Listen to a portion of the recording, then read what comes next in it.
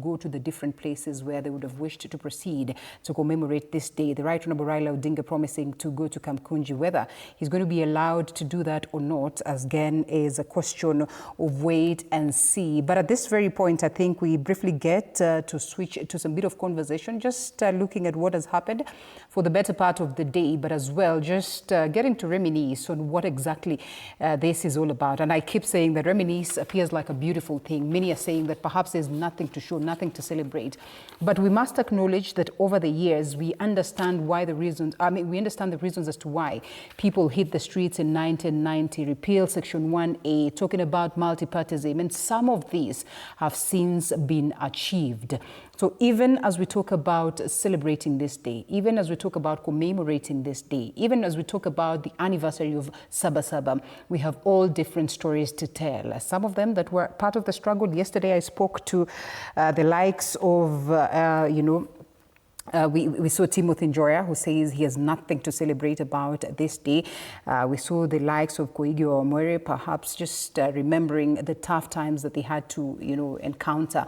And they say they still do not get to celebrate. But what they remind us as a people is that we must continue with the fight, because they feel like there's still so much that as a country we have to achieve.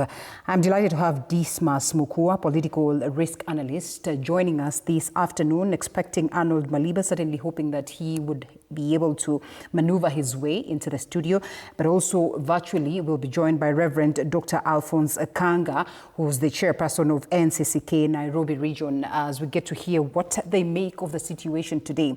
Dismas, thank you so much for creating time. Thank you. We perhaps do not even pick it up from where it is that Mike has left it, but ask this critical question. The Right Honorable Raila Odinga says he will proceed to Kamkunji. We're still awaiting. The day is still young, as we would say. Do you suppose he will be allowed to proceed there? If you're going to see where Jeremiah Kioni is, certainly not in the streets, maybe in normal times, we would have expected for him to be somewhere in town, somewhere, somewhere strategic and all that. But it seems like the police have managed to quell the activities and the movements into these critical places. Yeah, first things first, I think we need to give the law enforcement officers credit, especially the ones in Nairobi. From my home to this place, I encountered 4 roadblocks. And I must say the law enforcement officers acted with the high levels of courtesy, some sort of amazing customer care. Because at every roadblock when we stopped, I came out and identified myself and told them where I was going. Most of them recognized me. They treated me very well. They said, don't use this road. You are likely to meet tear gas, or you are likely to meet with protesters. They actually gave me direction. And then at some stage, I was beginning to wonder, how come a good number of Kenyans actually think that the law enforcement officers are horrible human beings? Because, the last couple of days, they've suffered a reputational crisis. Right. But in my view, the way they're behaving today, and from my first-hand experience, I would give them a very strong A in customer care. They actually shocked me, because when I was approaching them at some stage, I feared that maybe, all of a sudden somebody may just try give me a beating or aim a bullet at me or just release a tear gas.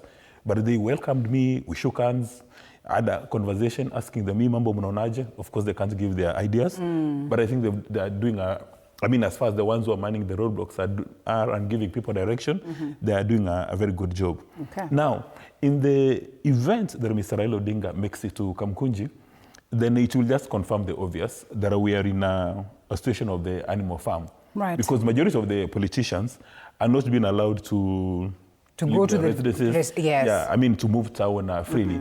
So then how would it be the case that it's only Mr. Raila Odinga who will have the opportunity to go all the way to Kamkunji? So if that does happen, then it will confirm many things. The number one, we are still in the animal farm.